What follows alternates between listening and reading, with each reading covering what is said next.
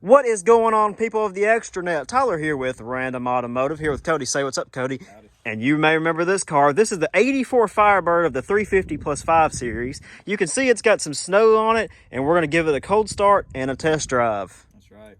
So it's been a while since we've done a video on this car, like 2 years. Yeah. And so I'm kind of excited about this. Cody's got it cleaned up really nice. I'm going to join him here on the side.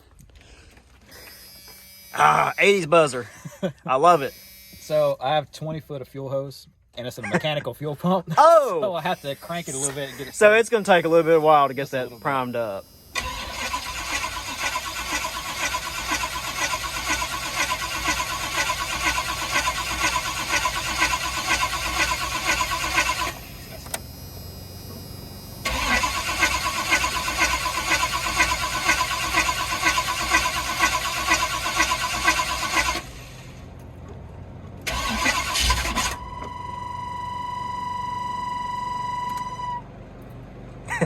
blower motor. Hey, it works.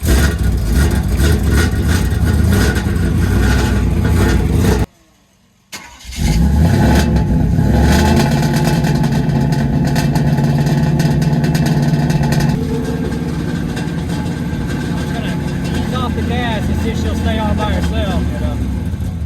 Nope. Oh, almost.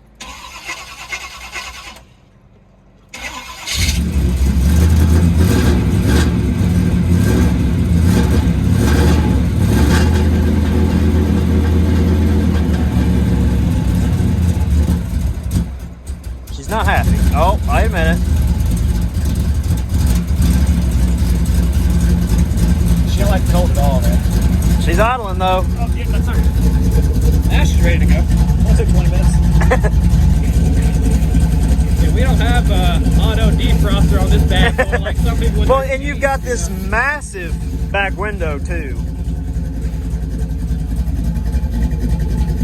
Some people have nice auto electric defrosters on their Wagoneers, you know. On their Wagoneer that's like 5 years older than this too. Well, this is box edition.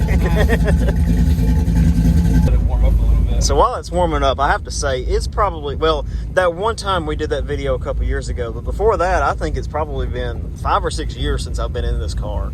And it doesn't look a bit different, but for the good.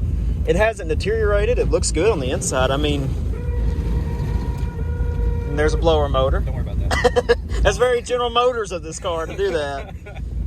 Cool. Yeah. And you got your ratchet shifter here. Yeah. So how this works is I have a 700R4, but B&M makes it. It comes with the kit where you put a pin in it to make it a 3-speed or a 4-speed. Gotcha. But so it won't do anything in park. You have to pull the pin up and then pull it into, that's reverse. Yep. Neutral, and then you can let go of the pin and pull it down into drive. Okay. And then you have third gear, second gear, first gear. Okay. So in your first gear, you just have to go back through the gears, second, third, and drive. You go back up into neutral, but you have to go down into drive to pull the pin. Pull the pin. Go into reverse. There's reverse. Okay. Gotcha. Cool. Let that warm just a little bit out. There's some defrost going. It's on. It's just the It heat. just takes a minute. Yeah. The motor's not focused. Sweet. But this thing never worked. It still doesn't. It's for decoration. So you should be like the one that just drives with this up all the time and see what people think. I used to scare people in high school.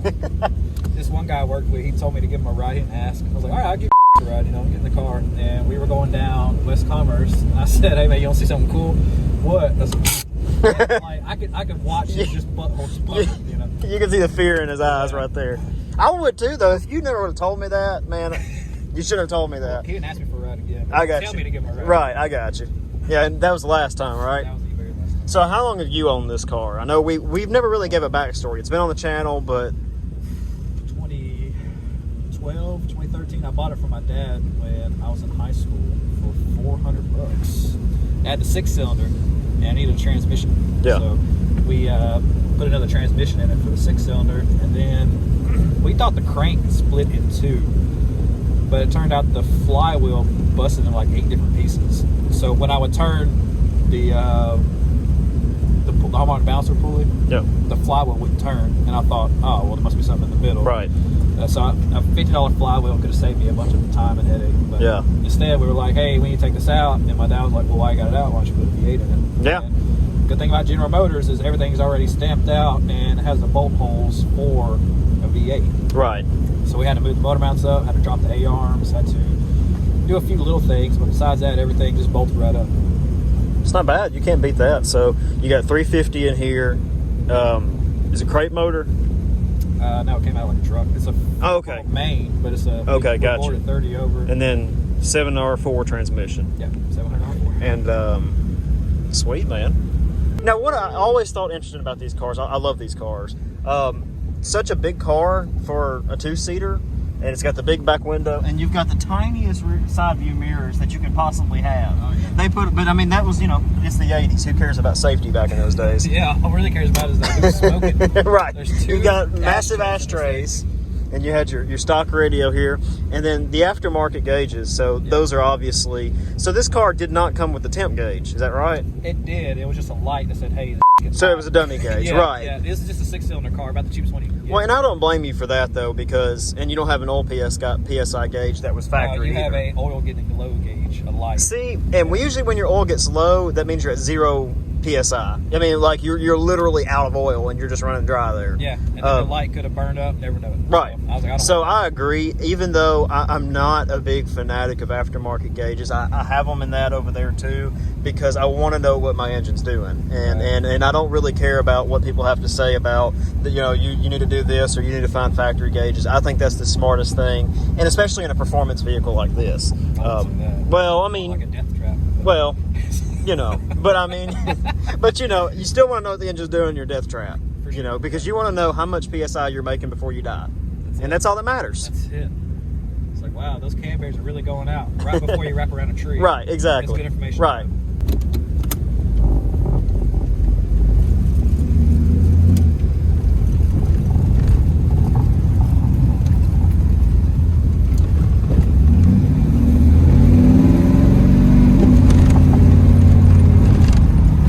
I have to say though, this car has always, the 350 motor has always sounded good, especially when you have an exhaust on it. Now, are you straight piped in here or what are you? Yeah, we have block hugger headers coming off, and it's dualed out all the way to the back. Okay. Which is very hard to do in a unibody car. We made it fit. Mate, if it works, it works. I remember when you put those headers on, actually. I remember wrapping those headers when they were put on. That is the speedometer gauge. The cable. In the back. Oh, I see it. Yeah, we're doing 95 miles an hour right now. In a residential. Hey, And that's what I try to explain to people is no project car is perfect. I've had people on my channel say before that this car and my car, it's the coolest project I've ever seen. And then I've also had people say, this is no project car. Well, I don't pay attention to your 3 subscriber self because, it's just true. It's a project car. Is it perfect? No. But you know what? This is fun. And I agree. And Cody would tell you the same. I enjoy this car. Is it something you're going to put in a car show? Maybe one day. Maybe one day. It wouldn't win, but I would. Right. But for the heck of it, you would. And I agree. I think that's just something that people have to understand. But I've enjoyed it. This is a fun car. It warmed up nicely. So this is your daily. You drive a different vehicle to work, but this is pretty much your daily driver now, correct? Yeah, I sold my Mustang, so yeah, I used leftover money to get this thing going. And so far so good. And have you had any problems out of it? No. So right now we're at least a second. Yeah. It's just fun. I enjoy this car. Yeah, when I had this guy, the guy who rebuilt the transmission for me, I told him that I didn't want it to squall tires in second gear every time because it wasn't daily. Right. I wanted it to catch. Right. So that does that.